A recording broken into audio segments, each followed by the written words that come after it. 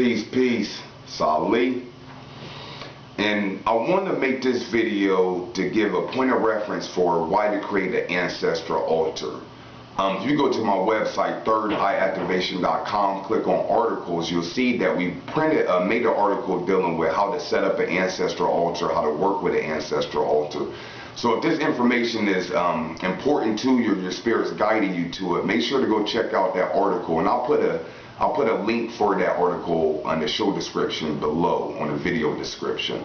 But I want to make a quick video to give you a point of reference so you can know why to make an altar, why it's important to have an ancestral altar. And I'm specifying ancestral altar because I know a lot of people want to work with different deities, different elementals, different beings, angels and such. But it's very important to set up an ancestral altar before you start to work with different deities.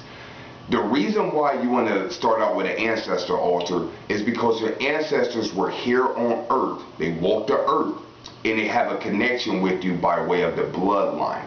Very important. A lot of people aren't conscious.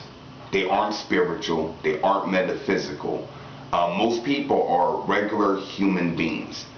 This is not a shocker. I know if you're watching this video, you probably be the only black sheep in the family where you're into metaphysics, into spirituality, into the occult. And probably everyone else in your family is not into it. They may be religious or atheists or whatever. But usually it's a black sheep in a family that's more drawn to this kind of information.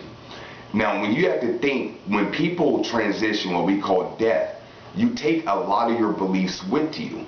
A lot of your beliefs with you. Of course, the longer you're out of the body, you're not going to have so much human emotions. But say if you were a devout follower of Jesus Christ, just because you died doesn't mean that you're not going to be still a follower of Jesus Christ.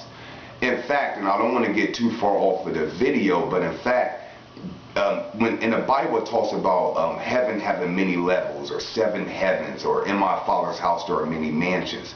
It's because in the afterlife there are many different planes of thought.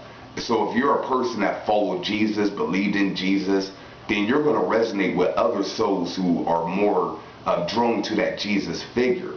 Now if you're someone like myself, or if you're into the occult, then you're going to go into a higher world because you're not going to be so much restricted by different saviors and following certain people. You're going to be more connected to the Creator, which we all should be doing our best to do. That's what enlightenment is about, is returning back to that one source and not falling for all the divisions in society. Black, white, left, right, man, woman, good, bad, and so forth and so on. All these different polarities and dualities. So when our ancestors or when our family people transition, a lot of times they still need our help. Especially if they don't go to the light and they stay more earthbound. When people don't go towards the light or the tunnel and they stay down on earth, they start to get bottled in and start to get trapped on earth.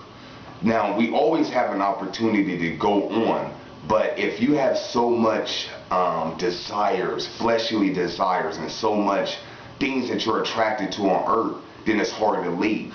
Kind of look at it like this.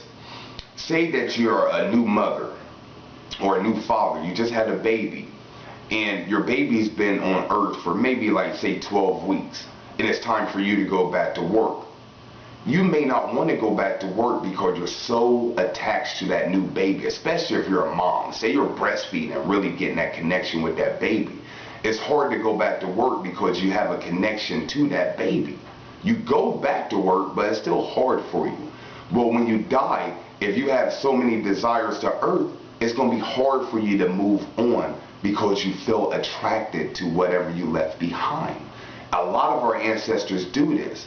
And when they do this, they notice that the longer they're earthbound, or what we call a ghost, they need a source of food or energy. So a lot of times, if you have an uncle, say, that was a heavy drinker, well, just diet's not going to curb that appetite for that drink, for that beer or alcohol. He's going to find that energy wherever it is. That's why when you look at certain bars, they have a lot more activity of ghosts and spirits because there are spirits in alcohol being drunk at that bar. So to fast forward, they start to get attached to people's aura, The aura is the protective field of the body. That's your main line of defense when you're dealing with energies and entities and souls and so forth. They'll start attaching themselves to auras because they're feeling or living vicariously through that person. After so long, they can even start to influence the thoughts of that person. If you look at Kirlian photography and some of these different aura machines, I know Dr. Gibson, Tybro, TYBRO.com, who's birthed a lot of information about the attaching spirit phenomenon that's going on the planet. He has different equipment where he can look at your aura and you can see a head. It could be an extraterrestrial, it could be your Aunt Sue, your Uncle John, but it'll be a person attached to your aura because they're feeding off of you. So why make an ancestor altar? And I like what Coach Khayr says. He says it's better for your ancestors to feed off the altar than to feed off you. I would co-sign that hard body. You want to set up that altar so you give them a source of food, source of their vice, whether it be cigarettes or alcohol. Give them somewhere they can go to get their energy so they're not sucking up your energy. When you do that, they become an ally for you where they can put in work. Because these humans that transition, especially your family, they know what it's like to be a human.